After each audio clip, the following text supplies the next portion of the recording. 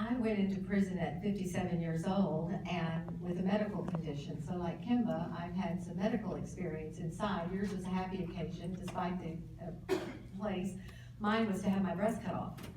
I had stage 3D breast cancer, and I went shackled and belly chained to my chemo, my radiation, and my mastectomy.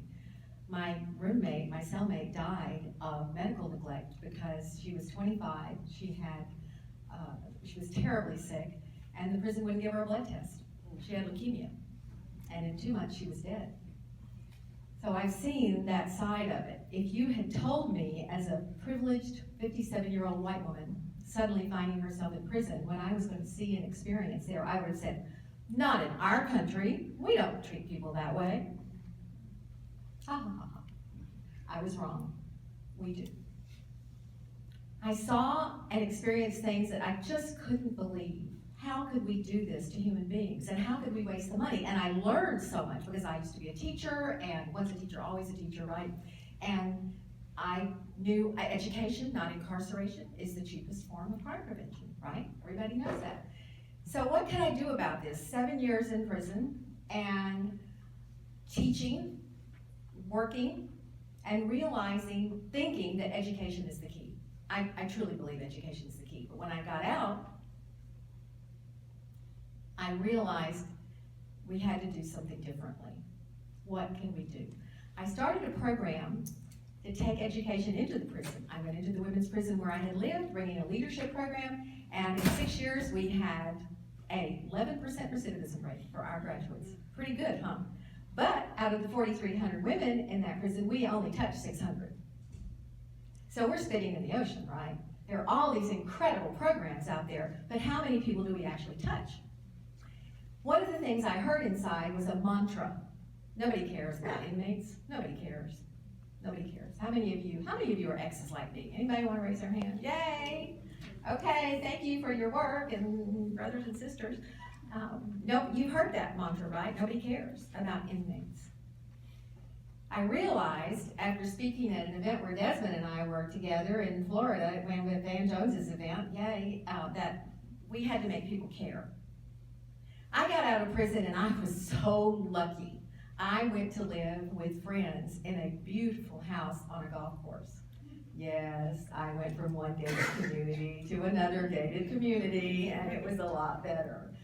And they provided me with a car, which is very rare for, can you imagine an ex-con getting out and having a car to drive?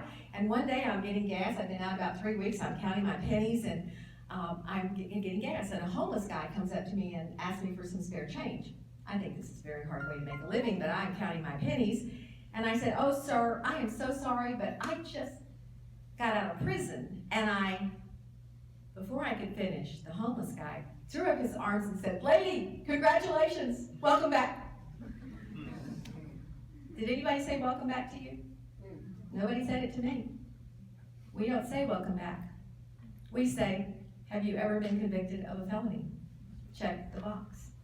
For a job, you want a job? Check the box. You want to live in a safe apartment complex? Check the box. You want to get funding for an entrepreneurial idea? Check the box. You want to volunteer for any kind of community service? Check the box. Prison is the gift that keeps on giving. It's never over. So how do we change it? All these programs, we're all working in silos, right? Everybody's in a silo, and we don't have any money. Anybody got any money in here? So how do we? So that got a laugh. Okay. And what do we do about that? Nobody cares.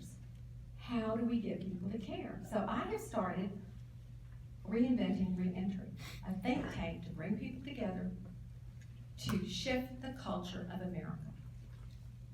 Just to change the culture. We're doing it through the Fair Chance Pledge. We've got one in Arizona now. Sign up for that.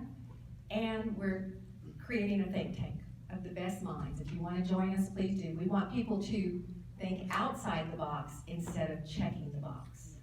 Now, we care. We're smart.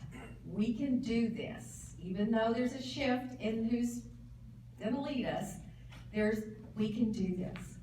To quote my favorite president, yes, we can shift the culture.